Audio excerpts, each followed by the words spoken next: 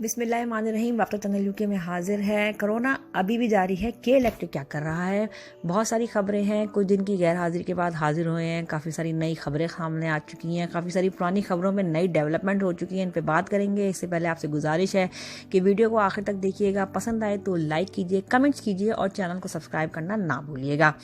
میں برطانیہ میں موجود ہوں تو میں شروعات برطانیہ سے ہی کروں گی۔ یہاں پہ کیسز میں خاطر کا کمی دیکھنے میں آ رہی ہے۔ اموات کی تعداد بھی کافی نیچے ہو گئی ہے، لیکن کسی دن ہوتی ہے اموات کی جو تعداد سامنے آتی ہے، اعداد و شمار وہ 10 یا 11 ہوتے ہیں، لیکن کسی دن جمپ مار کے چانا وہ 150 تک بھی پہنچ جاتی ہے۔ یعنی کہ سچویشن کنٹرولڈ ہے، لیکن انسرٹنٹی کی جو کیفیت ہے وہ ابھی بھی باقی ہے۔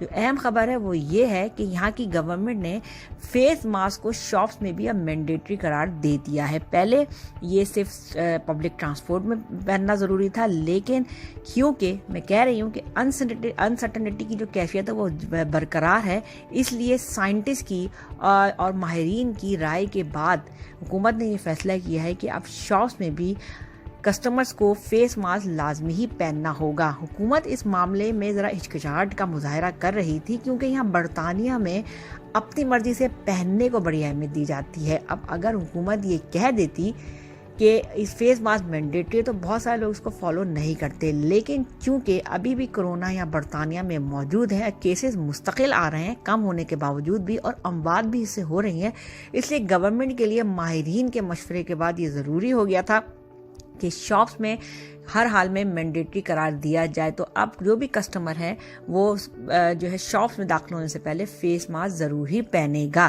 تاکہ کرونا کا جو پھیلاؤ ہے اس کو کم سے کم کیا جا سکے۔ اور وجہ اس کی یہ بھی ہے کہ گورنمنٹ نے اس کو مینڈیٹری اس لیے بھی قرار دیا، ضروری لازمی قرار دے دیا ہے، کیونکہ برطانیہ میں سپٹمبر کے مہینے سے فلو کے کیسز آنا شروع ہو جاتے ہیں، اور چونکہ ابھی تک کرونا ہی ختم نہیں ہوا تو حکومت یہ نہیں چاہتی ہے کہ کرونا اور فلو ساتھ مل کے اٹیک کریں، اور حکومت اور جو NHS ہے جو پہلے سے دباؤ کا شکار ہے وہ مزید دباؤ میں آ جائے۔ اسی لیے کرونا کے پھیلاؤ کو روکنے کے لیے فیس ماسک اب مینڈیٹری ہے، اور جو نہیں ان کو پہنے گا اس کو 100 پاؤنڈ جرمانہ کرنا ہوگا۔ 11 سال سے کم عمر بچے جو ہیں وہ اس سے مبرہ ہوں گے، لیکن اگر آپ چاہیں تو اپنے بچوں کی حفاظت کے لیے اس کو پہنا بھی سکتے ہیں۔ تو یہ ایک نئی خبر ہے جو کہ برطانیہ میں سامنے آئی ہے۔ اب چلتے ہیں ذرا امریکہ کی طرف۔ امریکہ تاحال ان ممالک میں شامل ہے جہاں پہ ایک دن میں 55 اور 55 ہزار تک کے کیسز سامنے آ رہے ہیں۔ حکومت وہاں پہ بری طرح ناکام ہو چکی ہے۔ سپر پاور یہ نہیں کہہ سکتی کہ ہم نے کورونا پہ قابو پا لیا ہے۔ جن علاقوں میں ٹیکساس، ورجینیا جہاں پہ لاک ڈاؤن ختم کیا گیا تھا، وہاں دوبارہ جو ہے وہ لاک ڈاؤن کیا جا رہا ہے، کیونکہ کیسز وہاں پہ ابھی بھی کم نہیں ہوئے ہیں۔ ٹرمپ صاحب اس صورت سے بہت زیادہ بخلاہٹ کا شکار ہو چکے ہیں، اسی لیے وہ وقتاً فوقتاً ایسے اعلانات سامنے کرتے رہتے ہیں جس سے مزید وہ تنقید کا شکار ہو جاتے ہیں۔ جیسے پچھلے دنوں انہوں نے یہ اعلان کیا تھا کہ وہ غیر ملکی طلبہ جن کی یونیورسٹیز جو ہیں وہ آن لائن تعلیم دے رہی ہیں وہ اپنے ملکوں کو واپس چل جائیں۔ اس پہ بہت تنقید گئی، اسٹوڈنٹس نے بھی بہت زیادہ شور مچایا، اور یونیورسٹیز، ہارورڈ یونیورسٹی کے ترجمان نے بھی اس کے اوپر بہت زیادہ شور مچایا۔ اس کی وجہ کیا تھی؟ اس کی صاف وجہ تھی کہ جو برطانیہ، امریکہ جیسے بڑے ممالک کی جو یونیورسٹیز ہیں وہ زیادہ چلتی ہی غیر ملکی طلبہ کی فیسوں پہ ہیں، بھاری فیسیں ان سے لی جاتی ہیں اور یونیورسٹیز پھلتی پھولتی ہیں۔ اگر ایسے میں ٹرمپ صاحب یہ اعلان کر دیتے ہیں کہ اب غیر ملکی طلبہ واپس چل جائیں تو ان کے چلیں گے کیسے ان کی یونیورسٹیز؟ تو اس پہ بہت تنقید کی گئی، اور کیونکہ الیکشن بھی آنے والے ہیں تو ٹرمپ صاحب نے یہ سوچا کہ فی الحال اپنا جو ہے وہ دامن بچانے کا طریقہ یہ کہ یہ اعلان واپس لے لو۔ تو وہاں کے جو غیر ملکی طلبہ تھے، خاص طور پر جو پاکستانی طلبہ تھے، ان میں خوشی کی لہر دوڑ گئی کہ اب ان کو واپس جانا نہیں پڑے گا۔ تو یہ اچھی بات ہے۔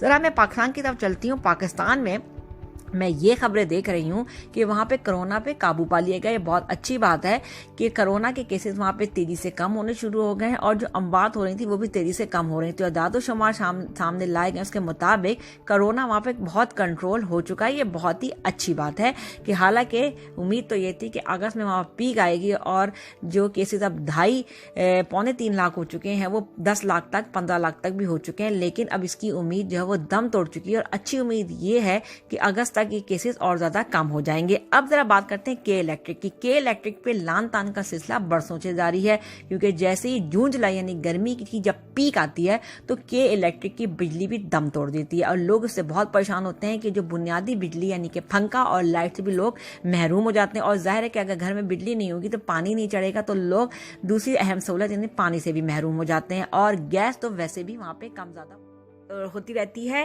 اور کورونا کے اس دور میں بھی بجلی کی آگ مچولی جاری ہے۔ میں جب بھی پاکستان میں خاص کر کراچی میں بات کرتی ہوں تو یہی سنتی ہوں کہ بیٹا بس ابھی ہی لائٹ آئی ہے۔ تو جو یہ بجلی جانے کا چکر ہے وہ اس حال میں بھی لوگوں کو پریشان کیے ہوئے ہے۔